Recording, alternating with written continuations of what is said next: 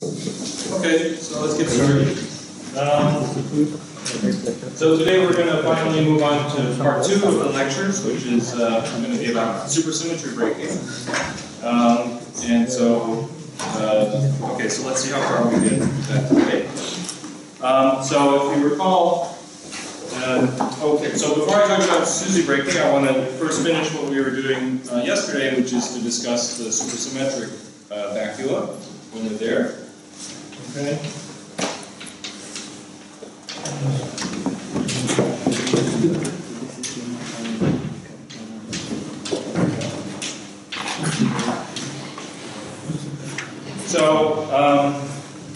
So just to review quickly what we said at the end of last lecture, the order parameter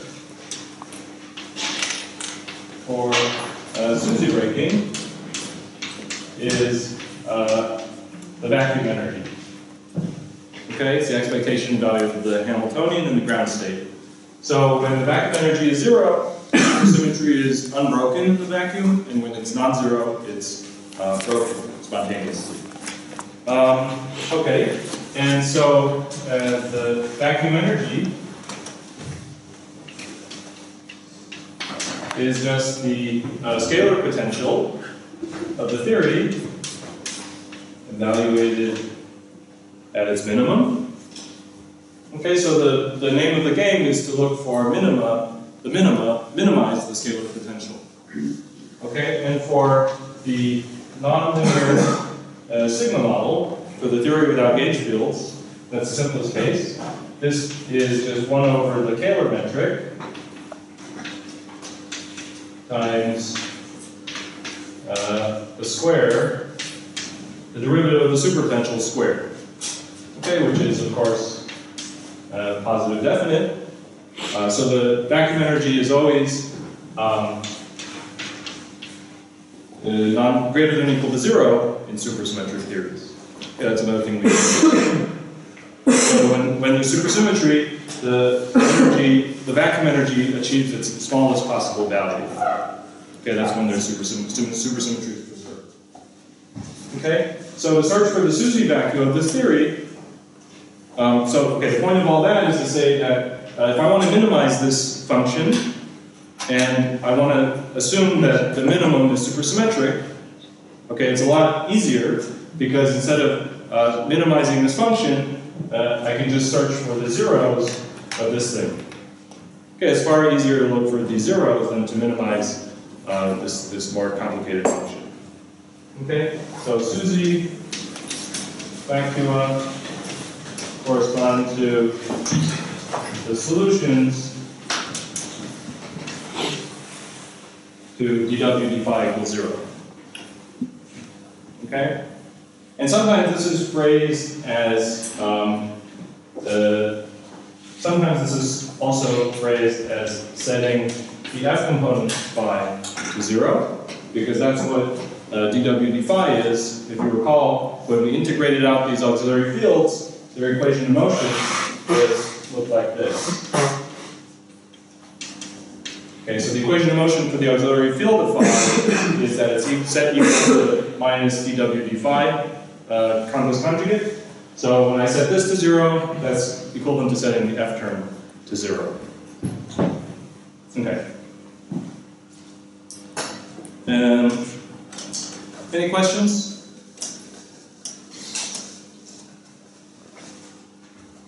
Okay, so this is a much easier problem to solve than minimizing this, in part because this is a holomorphic function of phi. Okay? And so it's just some complex equation, and it generally has solutions. So let's do an example. So what if W is our favorite f phi plus a half m phi squared plus a 6 lambda phi cubed? Well, then the SUSY vacuum of this theory happened when this is 0, so that's just a quadratic equation. Okay, so there are 2 SUSY vacuum of this theory at minus m plus or minus lambda over lambda. Okay?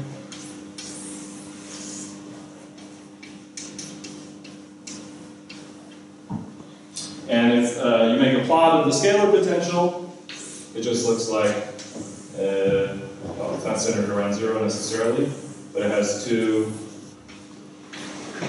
minimums at some, discrete places. Okay? So in a very short moment, we will talk about examples of models where this equation does not have a solution. Okay, and those will be models that break SUSY spontaneously. Okay, but for now I just want to talk briefly about the models that have supersymmetric factors. Okay, so because this model, because of the non-normalization theorem, once I find this vacuum here, it's at tree level. Right, this is a tree level superpotential, classical superpotential. So once I solve this equation, I'm done. At least in perturbation theory. Okay, because of the non-normalization theorem. So these will be the SUSY vacuum. These will be the vacuum of the theory, even when I include loop corrections. Okay. So so this is true to all orders in perturbation theory.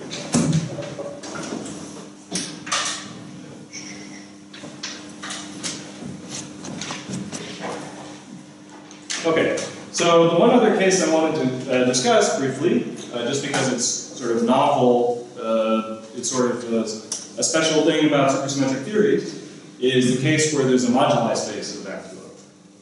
Okay, so another example, let's consider another example.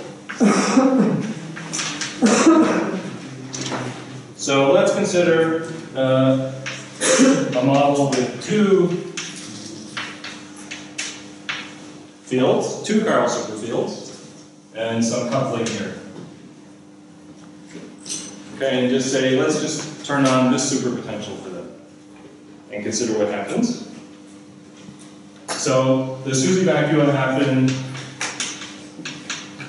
at the common solution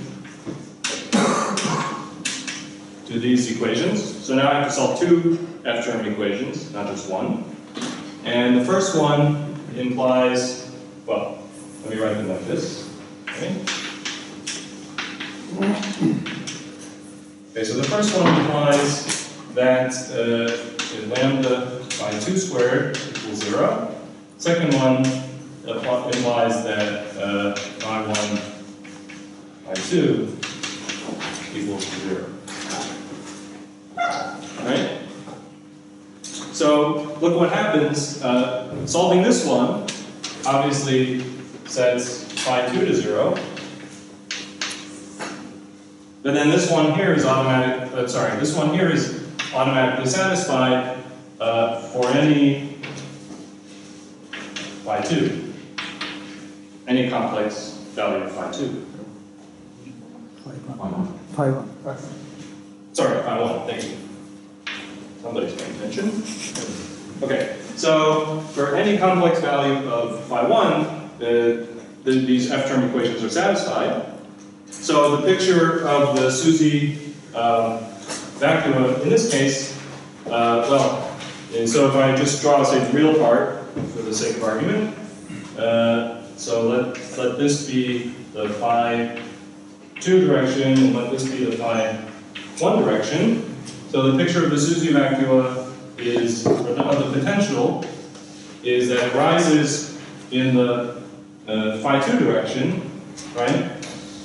But it's flat and 0 in the phi 1 direction. Okay?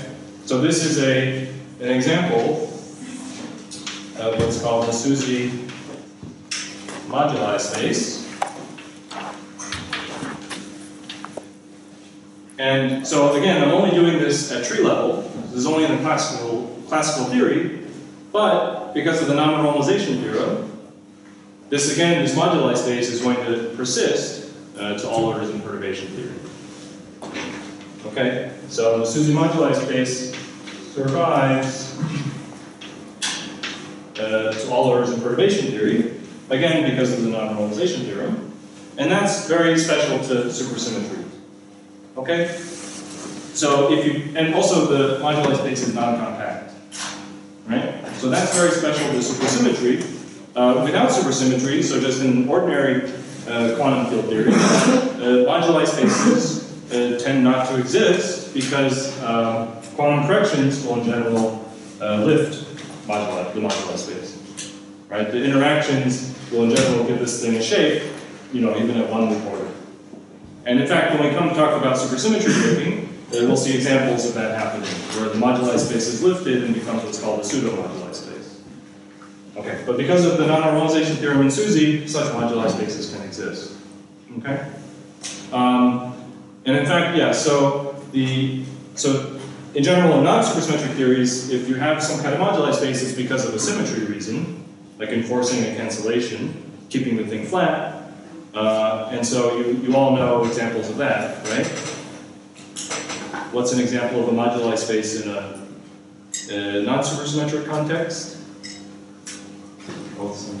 Thank you. So the Goldstone boson in a non-supersymmetric theory, I didn't draw it very well, is the usual, is a non-supersymmetric example of a moduli space, right? But in that case, it's compact.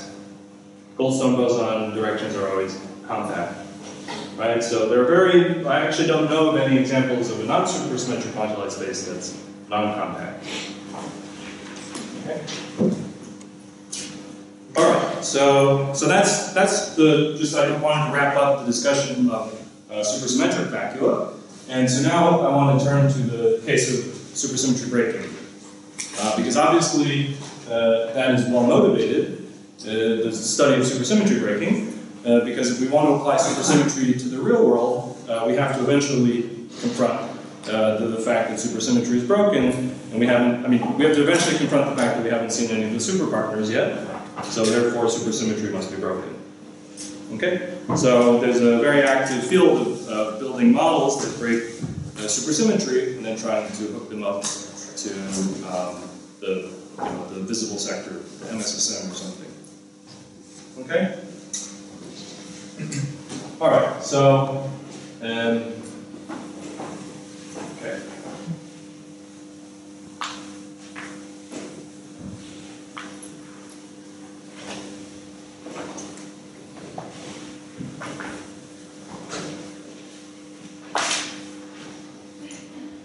Okay, so before I talk about some examples of models that break supersymmetry, let's just first consider a few general things.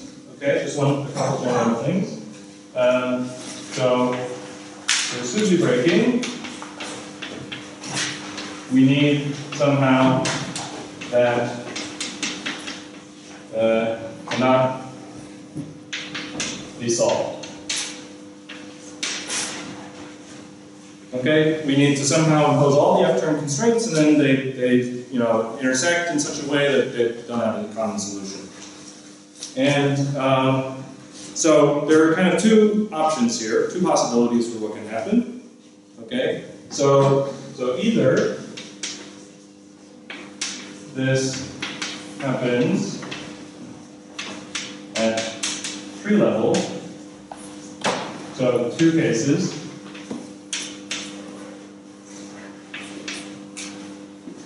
So case number one is that we find supersymmetry breaking already at tree level. Okay? And so that we'll talk about first. But case number two is actually more interesting. So case number two is that SUSY is preserved at tree level. Okay? And then just like we saw before, the non-normalization theorem then guarantees that SUSY is preserved to all orders of perturbation theory. Okay? But that leaves still open the window, the possibility that SUSY is broken by non-perturbative effects, such as instantons. supersymmetric instantons. Okay? And so this goes by the name of dynamical Shih breaking. And it's a very attractive idea, it's a very attractive paradigm, because it would explain, so Shih were broken dynamically, it would explain in a natural way the big hierarchy between the weak scale, or it could explain the big hierarchy between the weak scale and the Planck scale. Okay. And so you can see it's very natural. So if it weren't for the non-normalization theorem, if you want Shih to be broken dynamically, that is by non-perturbative effects, you'd have to work order by order in perturbation theory, tuning things, to make sure Shih is preserved at every loop order, just so you can break it non-perturbatively, right? So that would not be a good idea then. But because of this non-normalization, you just have to ensure that Shih is not broken at tree level, and then you're safe, and you can start thinking about the non-perturbative effects. Okay? All right. Yeah. Is the normalization theorem valid at any dimension? At any dimension? Dimension. So you mean beyond 4 dimensions that we're doing here? Or less?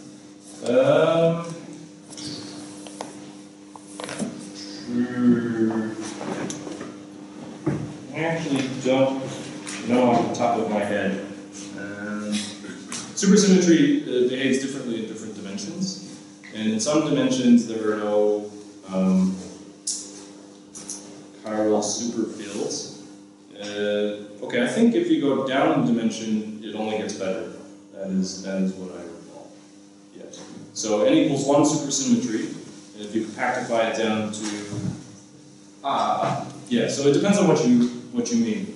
Yeah, so you compactify n=1 supersymmetry in 4 dimensions down to, say, 3 dimensions, that actually looks like it's more supersymmetry in lower dimensions. Okay?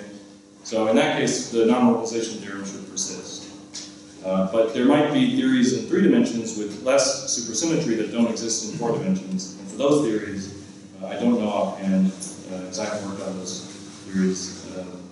Well, yeah, in a long time.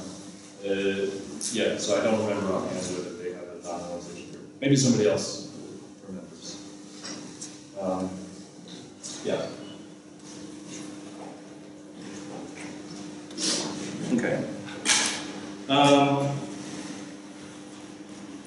Okay, so the plan is to talk about models which break Shih at tree level, and those are some classic examples. And also, they are much simpler to analyze. And then we'll talk about models that break Shih dynamically. And actually, one of the neat things that we'll see is that because of something called duality, the 2 cases are actually not necessarily different. Okay, so there can be, we'll see examples, 2 examples, if there's time, of models that break Shih dynamically, but because of duality, the way that you so they're dual to theories that break Shih at tree level.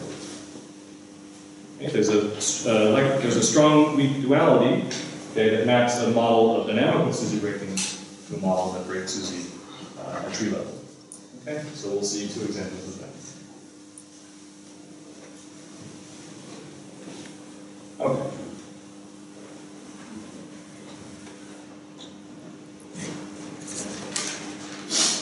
All right.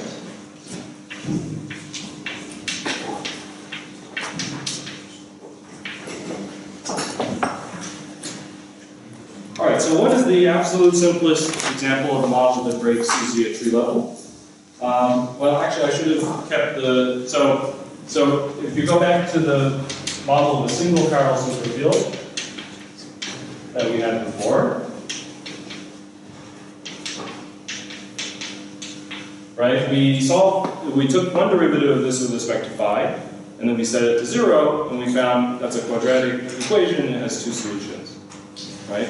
And it's very important here that this is an equation for a complex variable, so it always has 2 solutions, right? If phi had been restricted to be real, then it could have 0 solutions because they wander off into the complex plane. right?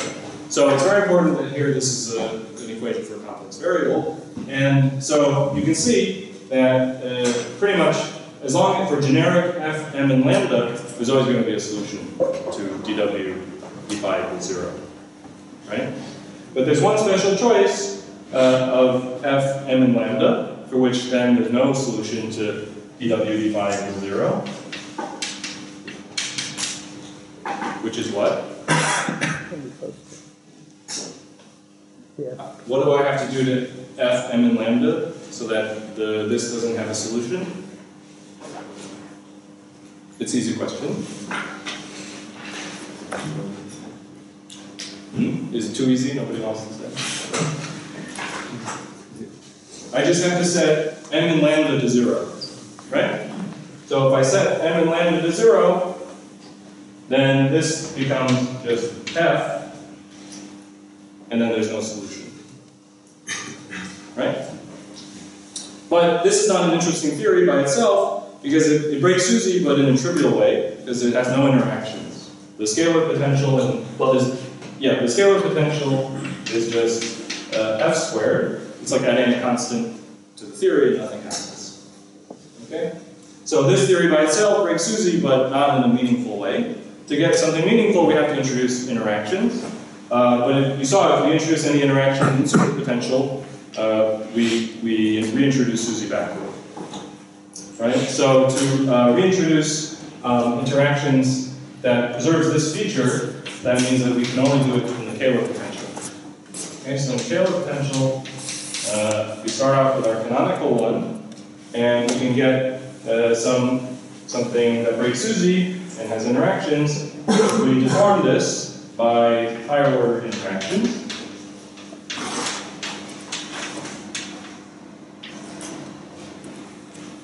Okay, so consider this model.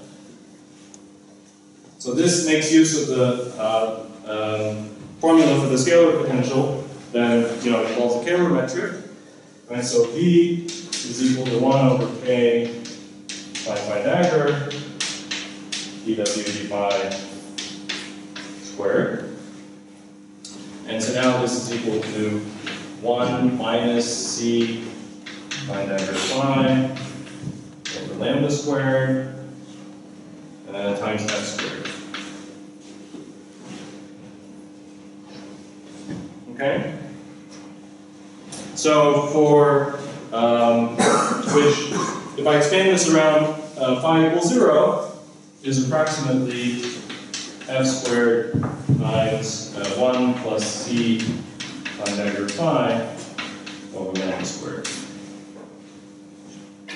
Okay, so this, for C greater than 0, this, the scalar potential looks like this.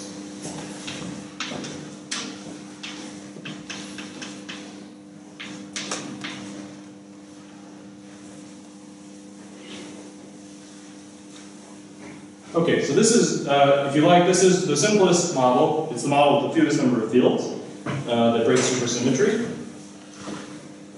And people call it the Bologna model.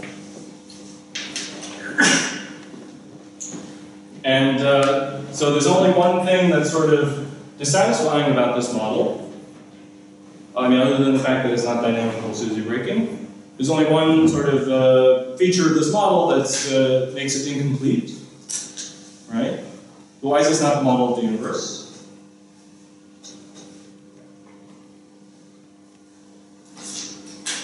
So it's not the model of the universe because it's not normalizable, right? So that's the one thing that could be improved about this model. So the fact that we've added anything to the Kähler potential at all, remember, this is the only renormalizable thing you can have in the Kähler potential. Everything else is not renormalizable. So this is a non-renormalizable interaction. And so that is reflected in the fact that it's an operator suppressed by some scale, lambda. Okay, so this theory becomes UV incomplete at a scale around lambda. It's an effective theory defined below the scale lambda. Okay. So that motivates us to work harder to look for UV complete models, or normalizable models that break SUSY spontaneously. But this is still a useful model to know about, because this can often be the effective description of a more UV complete model. And sometimes this is all you need. Okay? Alright, so what is the simplest renormalizable model that breaks SUSY at tree level?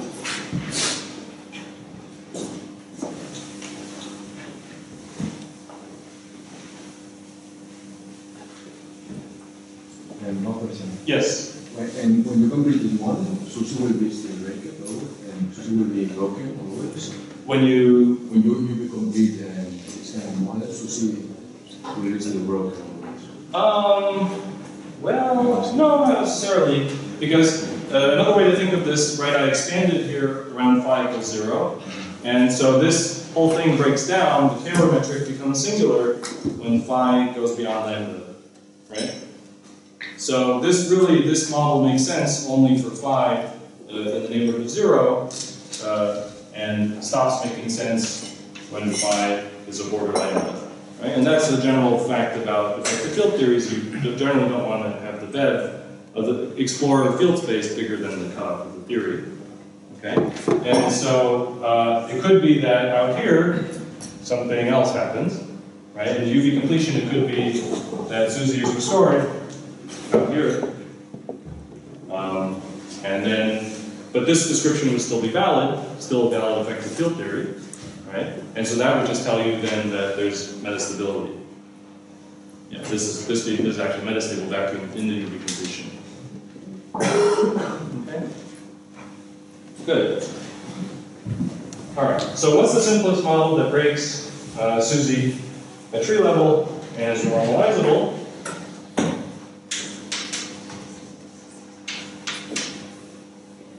So simplest normalizable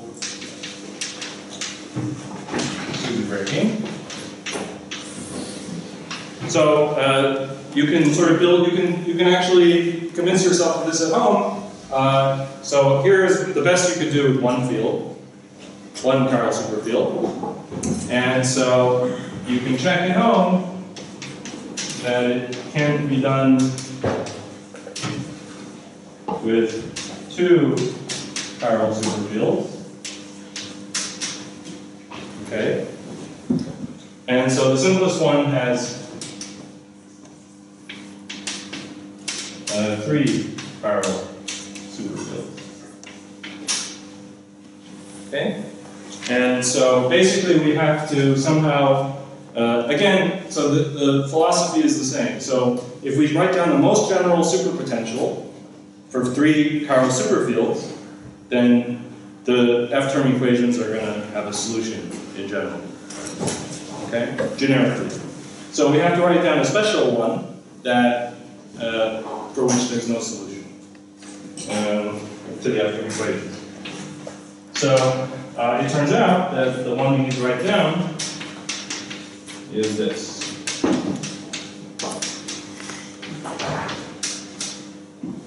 Okay, so I'm calling my 3 chiral superfields X, phi, and phi tilde.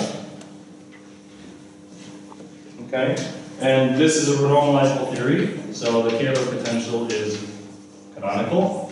Is there a question? No? Okay. So, I claim this is the special superpotential that I need so that the F-term equations have no solution. So let's analyze this model in some detail. And you might be wondering, what is the guiding principle that selects out this superpotential as being the special one? Okay, is there a way I could know in advance how that's going to work? And so there is a guiding principle, and that's what I'm going to describe after we analyze this model. Okay. So to analyze the model, let's just construct the scalar potential. Okay, so that's dw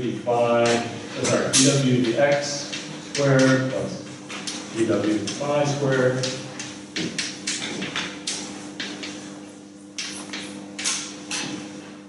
Okay? And so that's just straightforward. This is f plus a half and the phi squared plus lambda phi plus m phi tilde squared plus m phi squared. Okay? So you can see that each individual f term by itself can certainly be set to 0. But the combination of all three, or more, yeah, the combination of all three cannot simultaneously be set to 0. So in particular, there are two that together make this solution no longer exist. The first one and the third one. Right? So the third one would be set to 0 if I set phi to 0, but that's incompatible with the first one. Yes? Okay. So, no solution to the f term constraints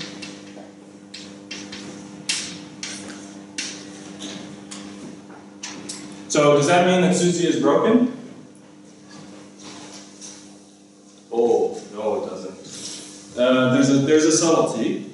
There's a subtlety which one has to be careful of. So it's not enough to, okay, so when supersymmetry is preserved, it was enough to look for the zeros of it was enough to solve these f-term constraints, because then you were guaranteed a global minimum of the potential, right? But when Susie is broken, it's not enough to show that these f-term constraints have no solution. You also have to check that there exists a minimum somewhere in field space, right? So in particular, the thing you have to check is that the potential doesn't look like that, which is a runaway behavior. It could be that there's just no vacuum at all. Okay? So just showing that these two can't be simultaneously set to 0 is only half the battle. You then have to go and actually find the minimum of the potential.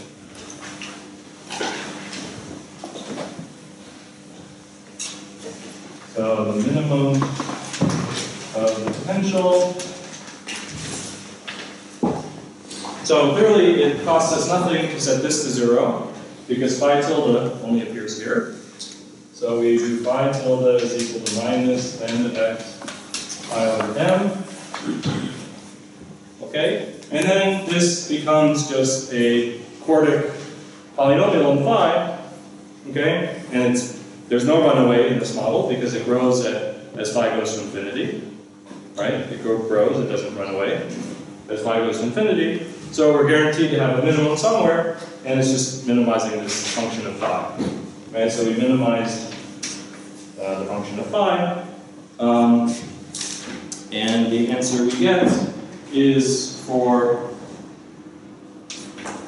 it depends on the parameters of the model, and if lambda f over m squared is a dimensionless thing, if this is less than 1, then the minimum occurs at phi equals 0. Okay, and then also, then from that, also then phi tilde equals 0.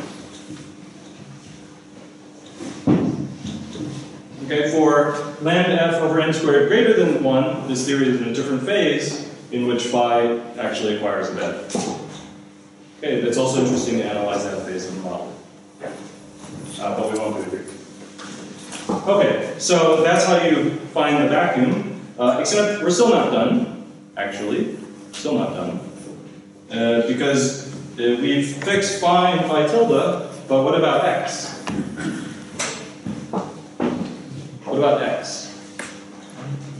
So when phi and phi tilde are 0, x completely drops out of the potential. Right? But what about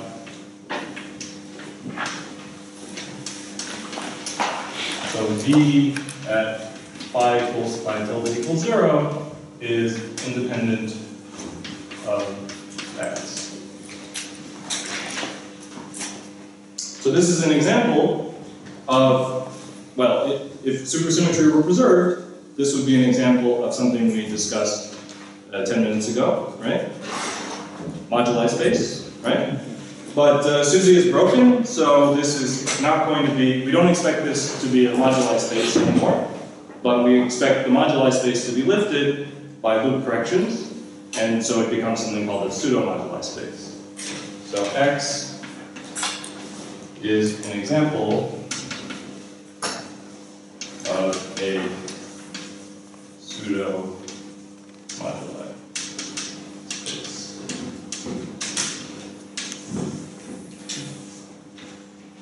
All right, and so it's easy to draw a picture of the potential,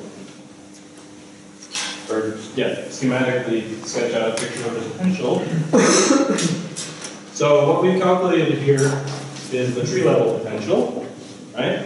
And so I have my direction x, and then I have my other directions, find phi tilde. And so at tree level, the potential is minimized at phi tilde equals 0, but it's independent of x. Okay, and what's the value of the potential? It's f squared. Okay, and that's how we know that SUSY is broken. But this model could still have a runaway behavior if for some reason the one loop corrections push x out to infinity. Right, so until we've stabilized all the pseudo-moduli, we're not done. Okay, so how do we stabilize the pseudo-moduli? So this is a classic calculation that you do in quantum field theory, right? Where you have some heavy degrees of freedom, and then you have some light degrees of freedom, and you want to know the effective potential for the light degrees of freedom, right? So that is a classic calculation in effective field theory. We need the effective potential for x to finally settle this question of what happens in quantum. Okay?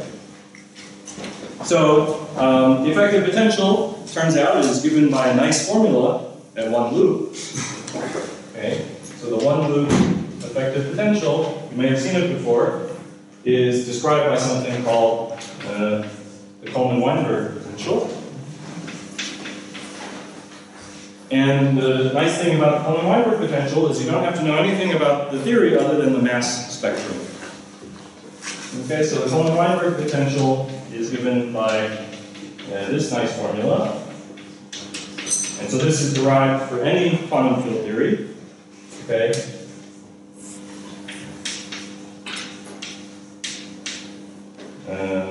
So it depends on, it could depend on some RG scale, although it doesn't in this theory. And so this is the classic, the famous Coleman-Weinberg formula, and the way you use it, what does it mean? So M here, these are the mass matrices of the theory. So this theory has bosons and fermions, scalars and fermions, right? And so you trace over all the scalars and fermions of the theory, and for the fermions you include a minus sign. That's the, you know that from the fermion loops, having a minus sign. That's built into the Coleman-Weinberg formula. And you trace over all of them, all of their mass eigenvalues plugged into this formula. Okay, and the mass eigenvalues depend on x. Okay, so these m's here are functions, viewed as functions of x.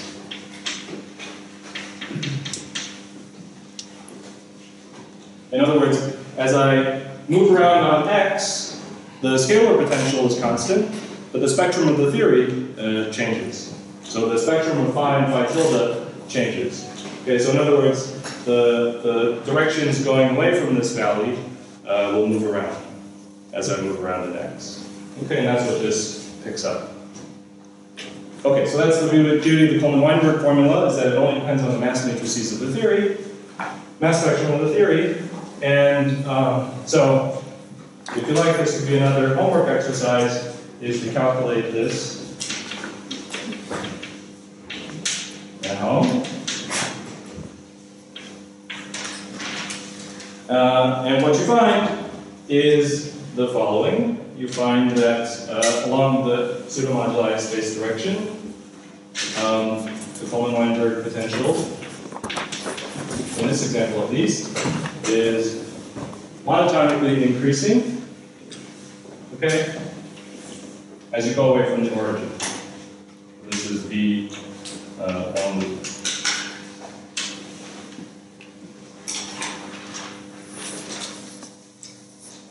Okay. And so you find that the one loop corrections, so what are we doing? We're calculating, like, so this is x, right? And running in the loop is like the fermion phi, or its scalar friend. Okay, we're calculating loop diagrams like this, right, to get the effective potential for x. That's all this is. It's just that this saves you the trouble of having to do these diagrams. Saves you a lot of work, actually. Yes? So, I thought the whole point was that the potential didn't depend on x, and hence the masses and interactions of these other fields, the phi's and the signs and things, are surely not x dependent. Good. So the scalar potential does not depend on x, yeah? But, so that's the value of the energy. But the second derivative of it does depend on x. So you can easily see that, for instance, here, right? So if I set phi equals to 0, then this drops out. But if I first take two derivatives with respect to phi, I get something that depends on x. Right, so the masses, so that's the picture I had before. It's a flat direction, but the sort of the parabola around it will depend on x. Okay? Alright. So yeah, so this is what you're actually doing when you use the Coleman-Weinberg formula. You're resumming all these diagrams, and to get some, well yeah, so in principle you might need to know, for instance, of the x to the fourth correction if it had turned out that this thing was tachyonic around the origin. But because it's not, we really only need x squared. Okay? And so we conclude that x is equal to 0 at 1 loop.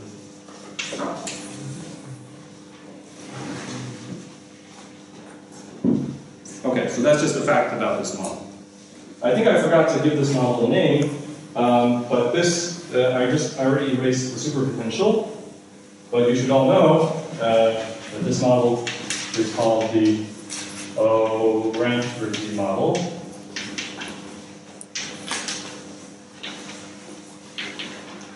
Which, that's the last time I remember going to write O'Rafferty. So it's the OR model for short. Okay? So you can find this, for instance, in all textbooks, like lesson back. Question? Where? Here? No, Q squared here is an RG scale. Yeah, sorry, I didn't define it. But in principle, the one loop potential could depend on an organization group scale.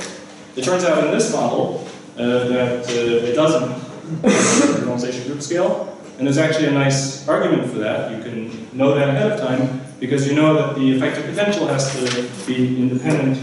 The full effective potential, if you include the running of all the parameters, has to be independent of Q. And because the tree level potential was flat, that tells you that one potential won't have any non-trivial Q dependence. Okay?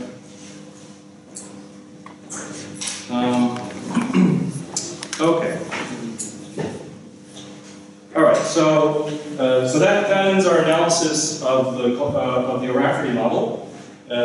So you minimize the potential. You find that some of the fields are set to 0, and then you find a pseudomodulus x, which then requires you to go to one loop to see what happens to that.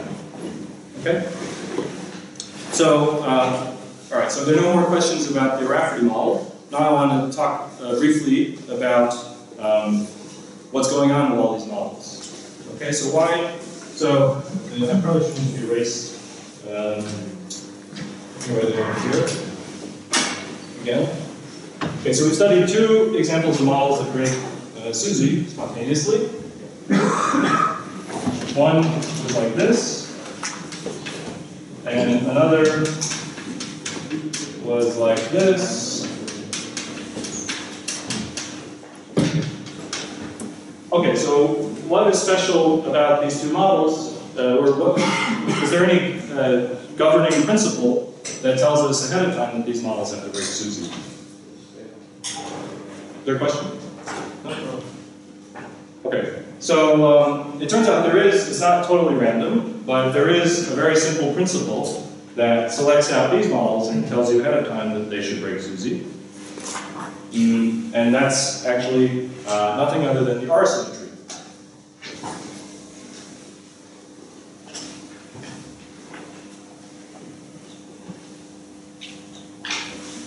Okay, so this is so what is the guiding principle for SUSY breaking? So this is the question that Ann Nelson and Nadi Seiberg told us the answer to, which is that, so the statement of their theorem is that R symmetry is necessary for SUSY breaking. Okay, so this is a classic result of Nelson and Seiberg, and I put necessary in quotes because there are some caveats. Yeah. So a more complete statement is that R symmetry is necessary for SUSY breaking in a generic model. Okay, if the parameters of the model are chosen generically, then R symmetry is necessary for SUSY breaking. Okay, so I'll explain more what I mean by that in a moment. Okay, and this argument is valid in these nonlinear sigma models, okay, in models without gauge fields. Okay, so let's see how. So these two models break SUSY, and it turns out they are generic. Okay, so by Nelson and Seiberg, they should have an R symmetry. So let's see how that works. So this model clearly has an R symmetry, right? Where X has R charge 2. So remember, under an R symmetry,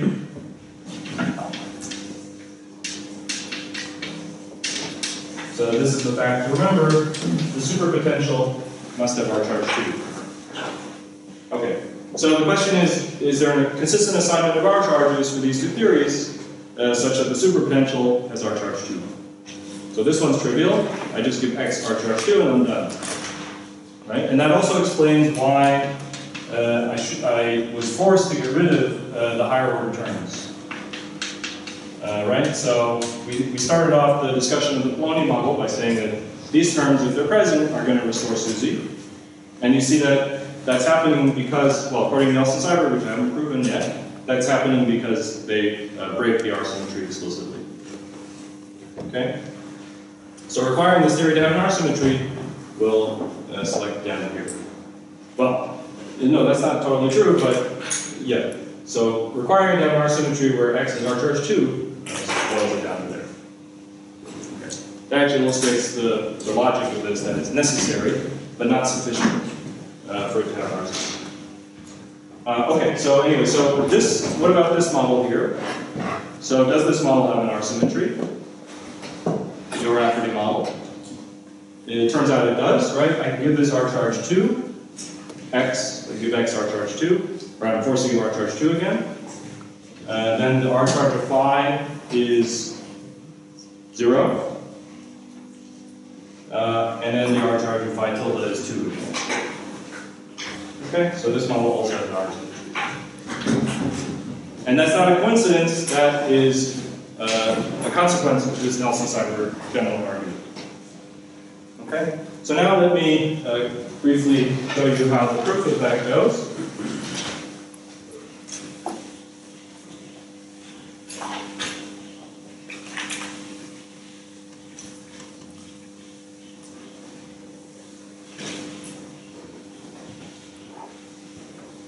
Okay, so the proof of this, or the argument is as follows. So we know that SUSY breaking happens if, well, okay, so let me set it up first. So let's consider a nonlinear signal model, so a Western model, with fields phi A, and let's say, so we allow for arbitrary number of fields, okay? So let's let A run from 1 to n, let's say. Okay, so SUSY is broken, if and only if.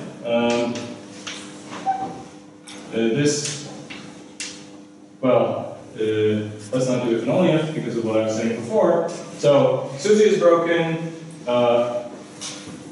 requires that this has no solution. It's not sufficient, again, because we have to check for runaway and all that. Right? But certainly a necessary condition for SUSY breaking is that these equations have no solution. Right? So these are n equations for n unknowns, n complex unknowns. So if the theory is fully generic, right? If I just write down, the first thing I see, then this always has a solution, and SUSY is not broken.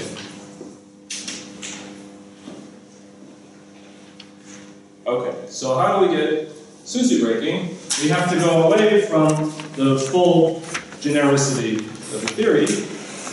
Okay, so we can either do that by tuning the parameters arbitrarily, and that's what we call non-generic.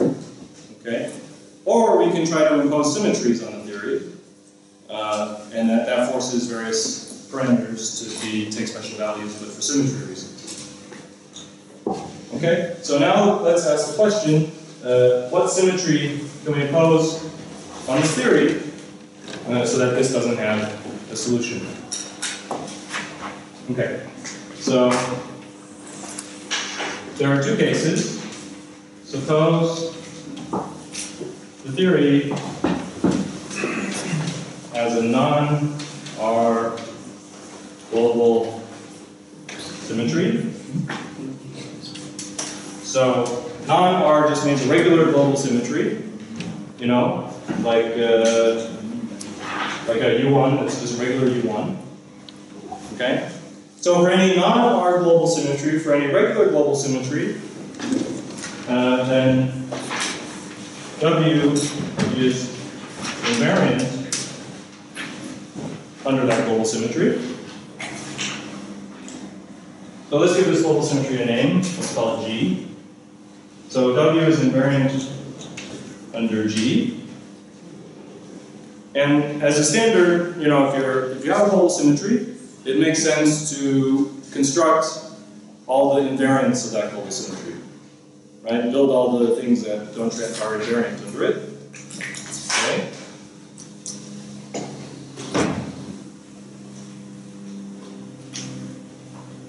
So let's say that there's some number of invariants, call them phi prime,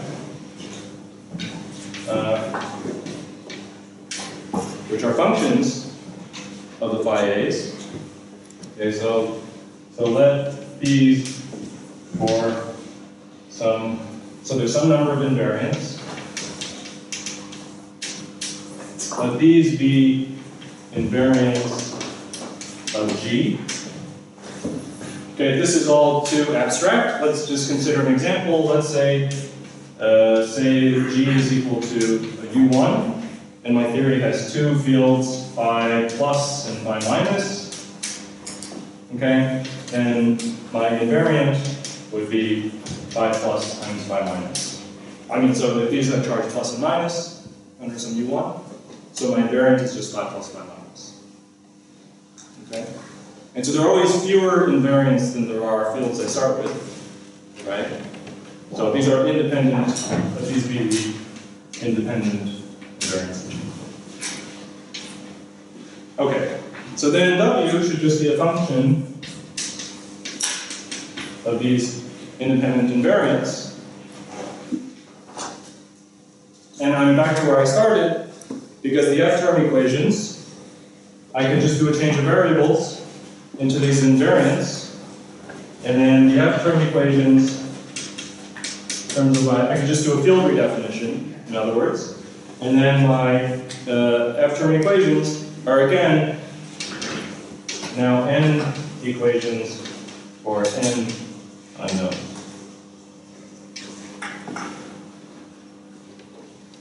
And so Susie is still unbroken. Okay. So, sorry, in the logic of things, this was case number 0, fully generic. This is case number 1. Be like this is case number 1, this is case number 2. So we impose a regular global symmetry on it, and we find that Susie is still unbroken. Okay, so the last step is to impose an R symmetry on the theory. And then something special happens, because the superpotential is R charge 2.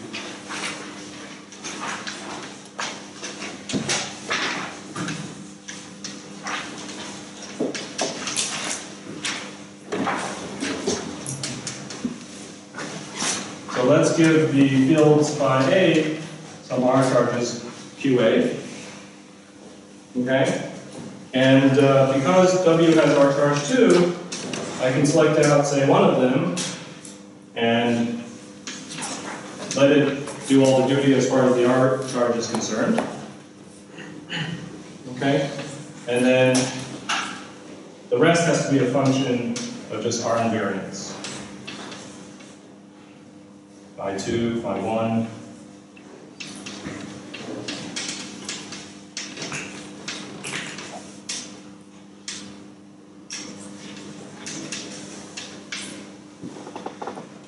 But now this has the desired effects.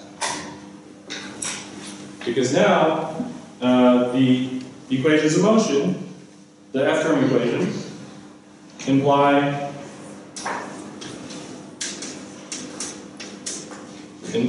that, so 1 over, so some power of phi 1 times W tilde equals 0, and the other ones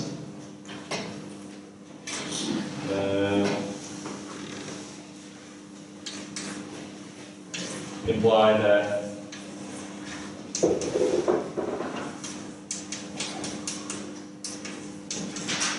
all the derivatives of W tilde have to be 0. Okay? So if, for instance, phi 1 has a non-zero expectation value, then the only solution to solve these equations, we have to set W tilde and all its derivatives to 0. And look what we bought ourselves because of the R symmetry. We bought ourselves n equations for n minus 1 unknowns. So at least this allows the possibility of having it's so possible to have n equations for n minus 1 unknowns.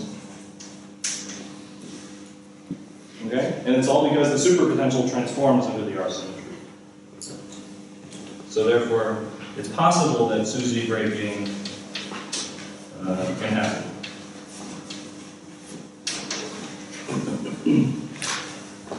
Okay, you see though that it's not guaranteed. For instance, phi 1 might be 0, or this, yeah, so this might be singular enough that it's not required that W tilde and these are 0. Okay? So that's why we say that it's necessary, R symmetry is a necessary condition for Susie breaking, but is not sufficient.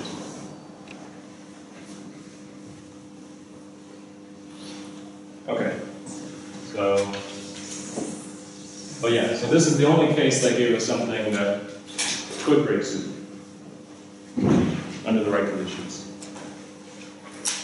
Any questions?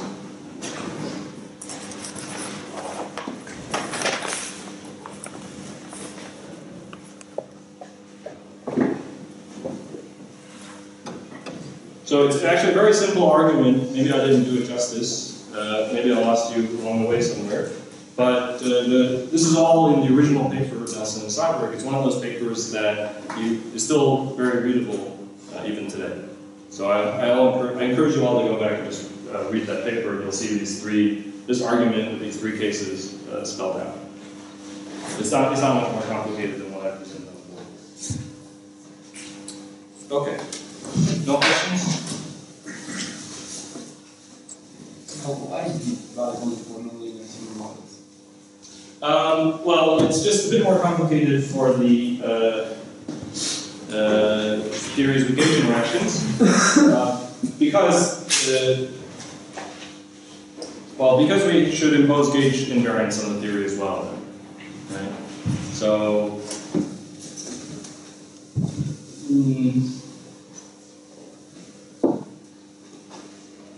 Yeah, and okay, so I guess the reason that you would not directly apply this to gauge theories is that with gauge theories, you have the possibility of non-perturbative effects, like instant hunt, which could spoil, which complicate things.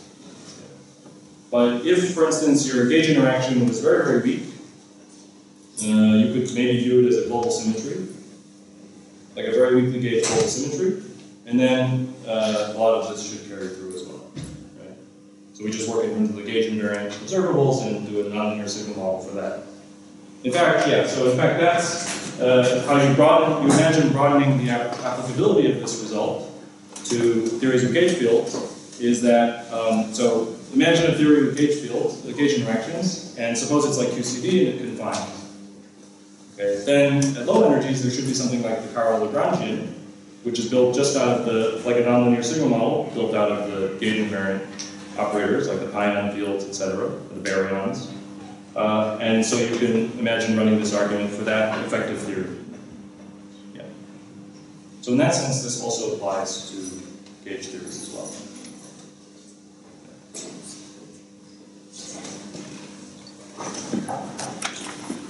Okay. So let me just make a few comments on this result. So this is a nice result. It tells you a very important criteria for when SUSY should be, for your theory in order for it to break SUSY. But it also has some, so it has some consequences for also their phenomenology.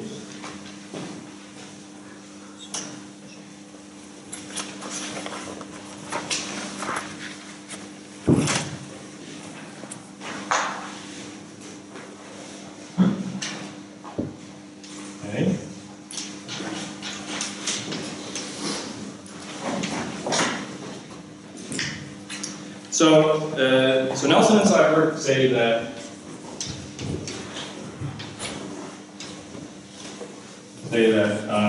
SUSY breaking implies an R symmetry,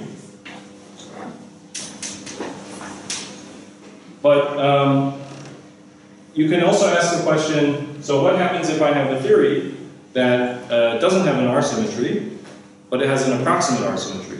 Maybe what if the R symmetry is broken only by a little bit? What does that theory look like? So that allows for the possibility that your theory, so the moment you explicitly break the R symmetry, that's going to reintroduce supersymmetry, that's going to reintroduce a SUSY vacuum.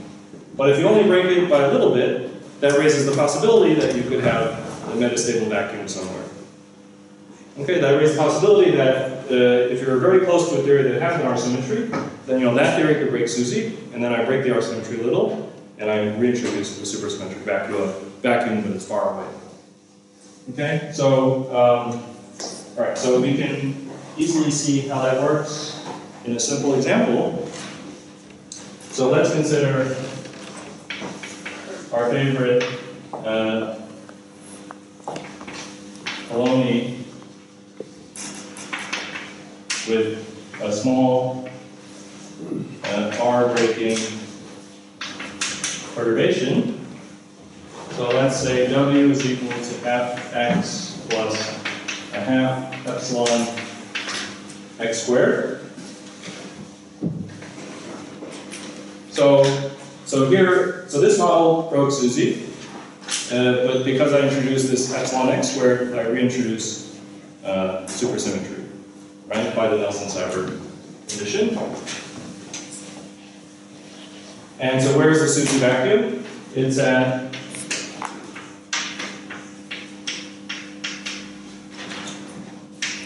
minus f over epsilon,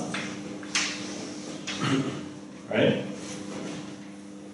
But for epsilon very small, near the, okay, so, right, so I should say, so for epsilon very small, this is very, very far from the origin, right? If I take epsilon to 0, this goes off to infinity, right? And so that's what we expect, because for epsilon very small, this theory has an approximate R symmetry, and so it should break, if it broke SUSY with the R symmetry, it still should approximately break SUSY with the approximate R symmetry.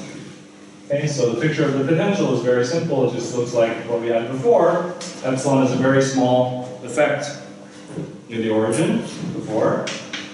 And then very far away, there's a SUSY vacuum at minus f over epsilon. Okay? So this is a very simple toy model that has a metastable vacuum.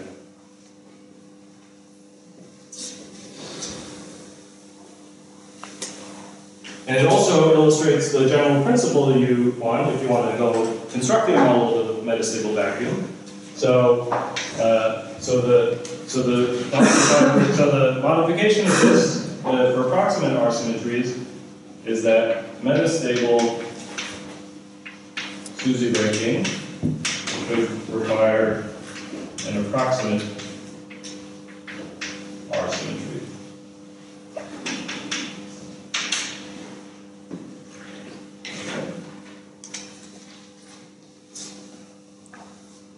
Okay, so this has an interesting intersection with phenomenology.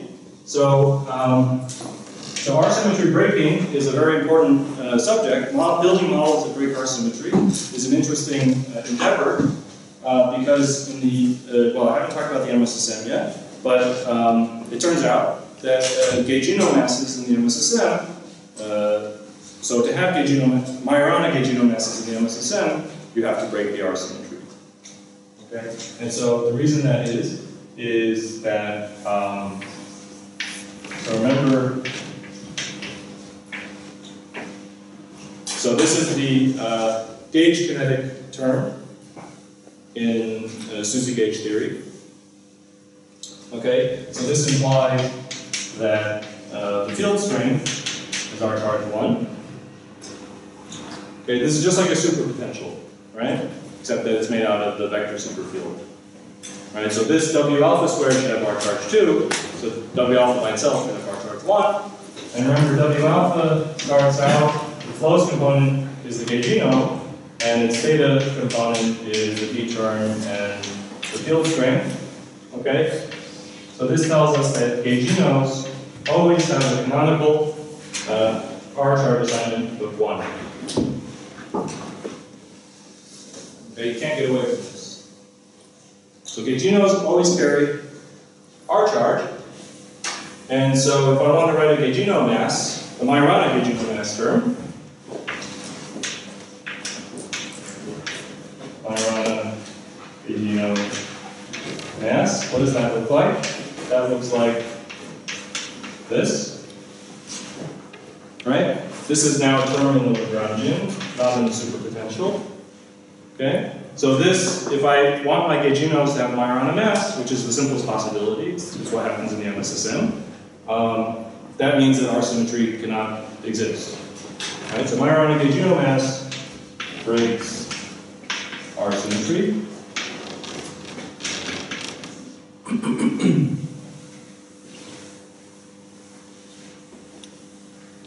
Okay? So that's an interesting fact of life, right? If we want gay genome masses, and we do, right? Why do we want gay genome masses? We haven't seen these gay genomes yet, right? Especially we haven't seen the gluino yet. It's amusing to read some papers from like 1980, in the early days of supersymmetry, when they were speculating about 5GeV gluinos. So those days are over. Yeah, so we definitely need a big value for M, probably for the gay genome. sorry, probably for the Gluino.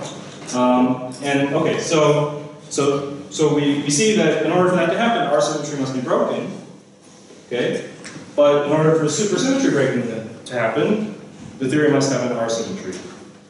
So it's kind of, there's some tension here, right? So there's tension between Gaugino masses and SUSY breaking. If I explicitly break supersymmetry, if I explicitly break R symmetry to get that, then I run into the possibility that, then I reintroduce SUSY somewhere else, and my vacuum is metastable, and then I have to worry whether my vacuum is long-lived enough. Right? So there's some tension there.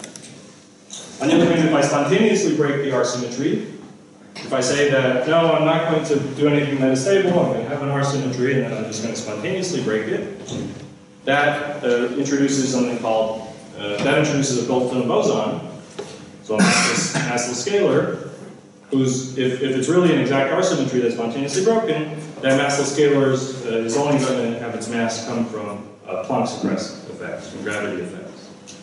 Okay, so that's going to be something called the R axiom. And there are limits on that from cosmology. Okay. And astrophysics. Yeah. So there's a lot of implications that come from thinking about the R symmetry and what it means for SUSY breaking and for these Gaugino masses. And this also motivates another class of models that maybe you've heard of, which are where the Gaugino masses are not Majorana, but they're Dirac.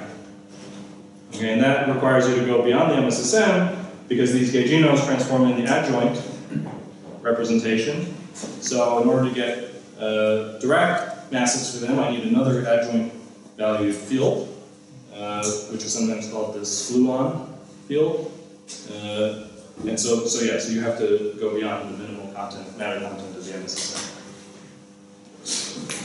Okay. All right, I think that's all I'm going to say about that.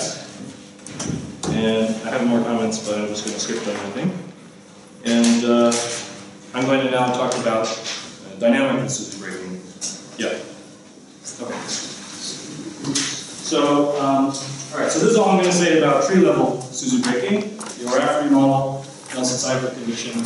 Now let's talk about the other case, which is that SUSY is not broken at tree level, and then it's not broken at any order in perturbation theory, and then we want it to be broken by non-perturbative effects.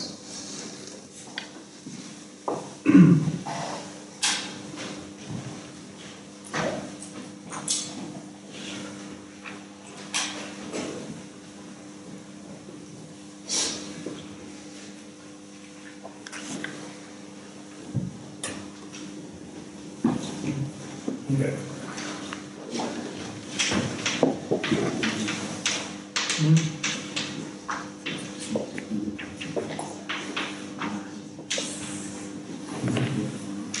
Okay, so as I said before, the idea of dynamical SUSY breaking, which goes back to a classic paper at Witten, is very well motivated, okay, because we would like to be able to explain why the weak scale is much, much less than the Planck scale. Okay, so if we want to stabilize the weak scale with supersymmetry, right? Then then supersymmetry breaking may reintroduce the problem, right? And so that tells us that supersymmetry breaking, as far as we feel it in the MSSM or whatever it is in our sector, should not be much bigger than the weak scale. Okay, so that ties supersymmetry breaking to the weak scale. So supersymmetry breaking is going to happen through something called, let's say it happens through an F term. Okay, so the F term, some F term expectation value of some field. So suppose some field breaks supersymmetry like it did in the O'Rafferty model, spontaneously. Okay, so this has, so this is some order parameter for Shih breaking. Is the F term expectation value of some field. Okay, and then this thing has mass dimension 2. Alright, so it's conventional to talk about something in mass dimension 1, talk about square root of f. Okay, I won't write the subscript anymore. Okay, so let's talk about square root of f, which has mass dimension 1. So in order for Shih breaking to not foil the hierarchy, what we ultimately need is that square root of f is much, much less than all the other big scales in the pattern. For instance, the Planck scale. Okay, it does not imply the square root of f is the TeV scale. As we'll see later, the TeV scale is related usually in a more complicated way, square root of f. But it's still the case that you need square root of f much, much less than the Planck scale. Okay? So, so that's in order for Shih breaking not to spoil the hierarchy. Alright. Now, usually this f is some superpotential parameter, right? Like in the Rafferty model. Which means that if I set it to be much less than the Planck scale, then it will, what? It won't be renormalized, right? So this is what's called technically natural, right? I can set it and forget it, right? That's technically natural. But so what dynamical Shih breaking tries to do is to be more ambitious and to explain this hierarchy. So you could just stop there and say, well, I don't know why this hierarchy happened, but at least I don't have to worry about its radiative corrections. It's technically natural. So dynamical Shih breaking attempts to go further and to explain the origin of this hierarchy in the first place. Okay? So the idea of dynamical Shih breaking is that if Shih breaking happens through non-perturbative effects, okay, those non-perturbative effects, what is our prime example of non-perturbative effects in real life? Where do we all learn about non-perturbative effects first? Maybe? Well, if not in quantum mechanics class. Mass of the proton. Mass of the proton. Mass of the proton, yes, yes. And what is that related to? It's related to QCD, right? The dimensional transmutation, right? So there's something in QCD called the QCD scale, which goes like whatever bigger scale you choose to put in the problem, minus 1 over g squared. Right? Or 8 pi squared over g squared, or whatever. Right? So this is what happened. This is the QCD scale, right? And it's our benchmark example of non-perturbative effects in QFT. It's non-perturbative in this case.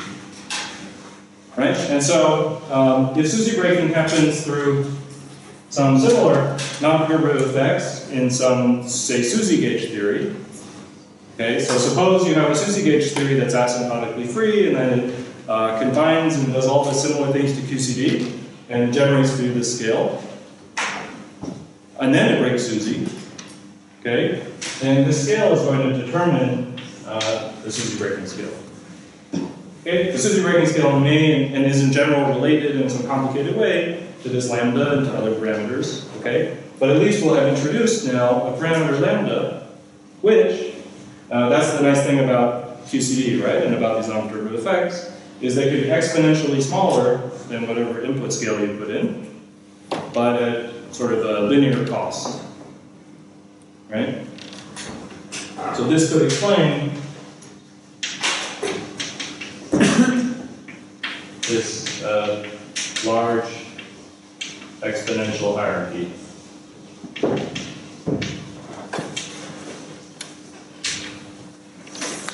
Right? That's why we don't worry about the, why is the QCD scale 1 GeV? We don't worry about the QCD hierarchy problem between the QCD scale and the Planck scale. That one we we sleep at night with okay, right? Because of this this formula, right? Okay, so that's the idea of dynamical SUSY breaking, and we see it's very natural in these supersymmetric theories because of the non-normalization theorem. So as long as your theory doesn't break SUSY at 3 level, you have some hope that it could break SUSY dynamically. Okay, you don't have to try over by over to keep it the way it is. Okay, so just like there was a general criteria for SUSY breaking, in these at tree level, the Nelson-Cyber condition, there's also a very important general criterion for dynamical SUSY breaking. Okay, and so I think I can explain it in 7 minutes. So let me try. So this goes by the name of the Witten index.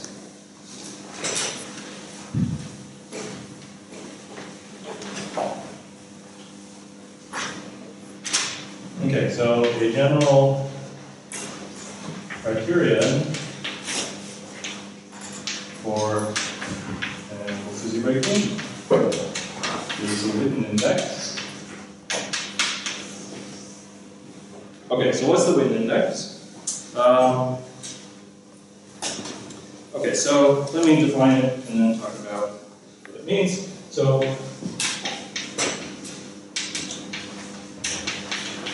the Witten index of a theory is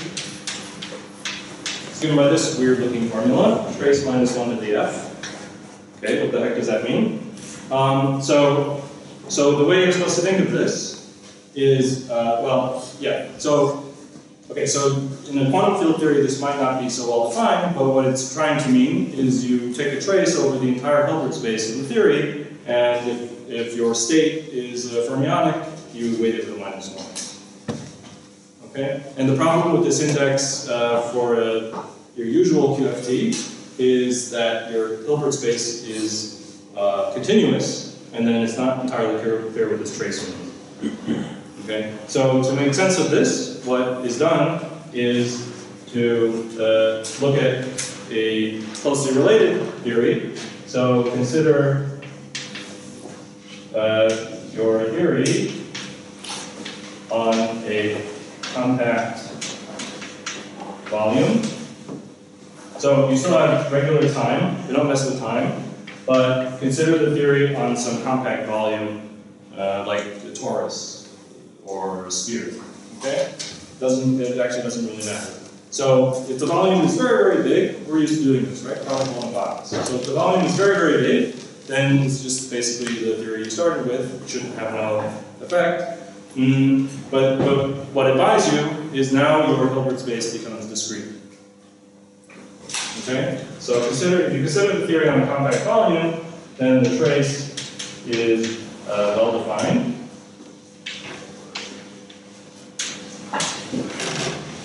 Okay? And so we can think of this as an actual sum over a bunch of states of the number of bosons, and let's label the states by their energy, and then the fermions, let's label them by their energy. Okay? So maybe so now my Hilbert space has some discrete energy levels, let's say. Okay, I'm also making an assumption about the potential, maybe.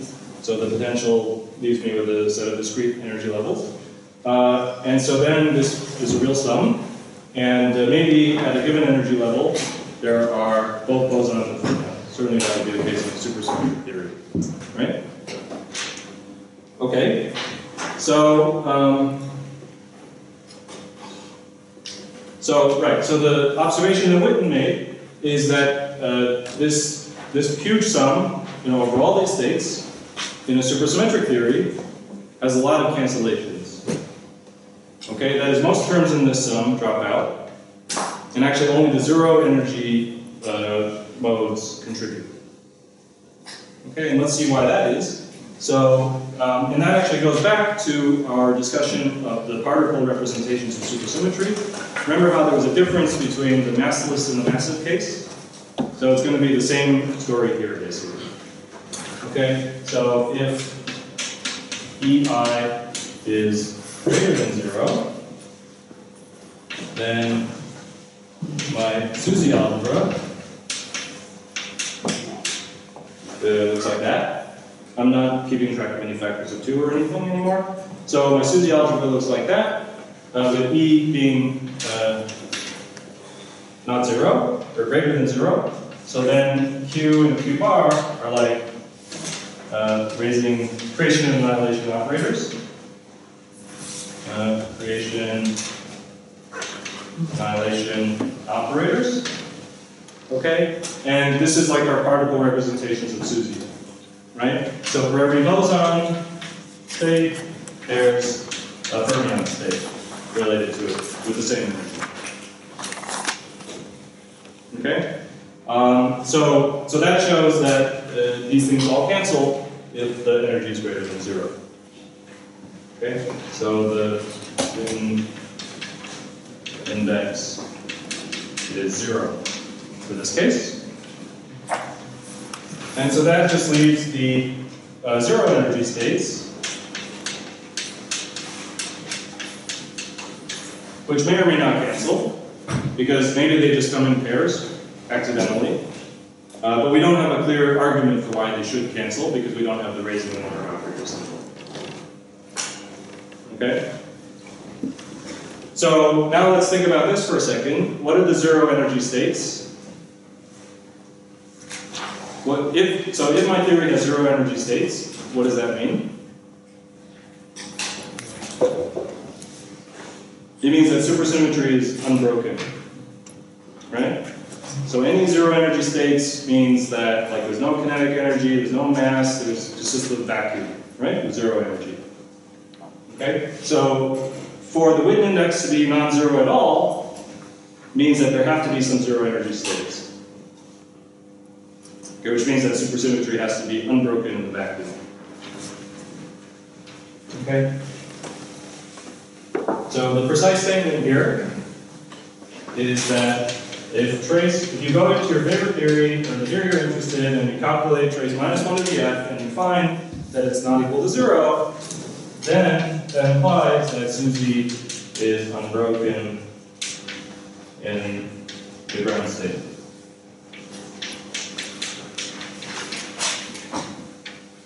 Conversely, if you want supersymmetry to be dynamically broken, then the necessary condition is that the Witten index vanishes. Right? So the logically equivalent statement is that dynamical SUSY breaking in the ground state requires trace minus 1 to the f to be 0.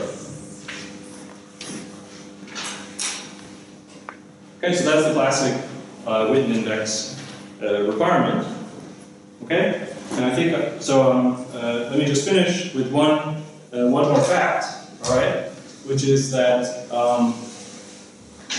so this is all in a very classic paper of Witten's from the 80s, 1982, I think. And so the last thing he did was he calculated the Witten index.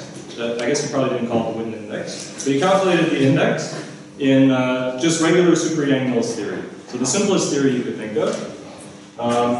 So the last fact I just want to tell you is that you calculate trace minus 1 to the f in SU-NC Super-Yang-Mills theory. So this is like, right, this is like QCD without any flavors, without any quarks, and then supersymmetrized. Okay, so if you calculate it in SU-NC Super-Yang-Mills, you find a non-zero result, you find that it's equal to NC. And so this tells you that this theory does not break SUSY. That is, it has supersymmetric vacua. It has at least NC supersymmetric vacua. Okay. Now, it could have more than NC supersymmetric vacua. There could be more that just cancel in pairs, and for that we may never know.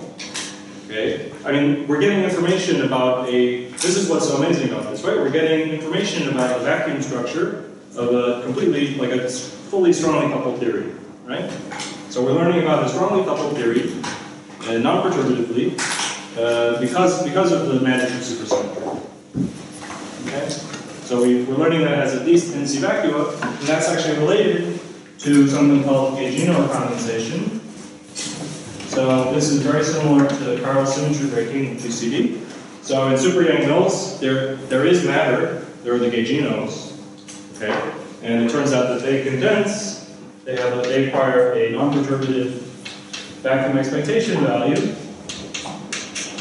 given by this formula. So it's given by one instanton effect, that's this lambda to the 3nc, and then there's a 1 over 1 nc here.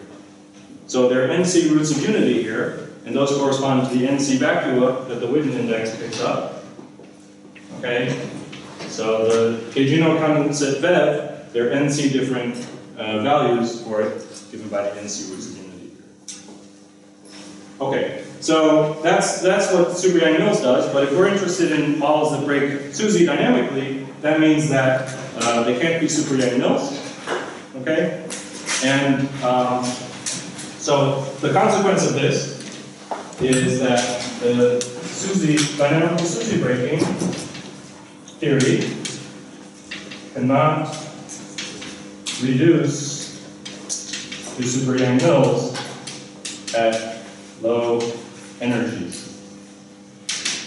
If I take a theory whose low energy limit is super Yang-Mills, then because I'm going after the vacua of the theory, then all of this follows.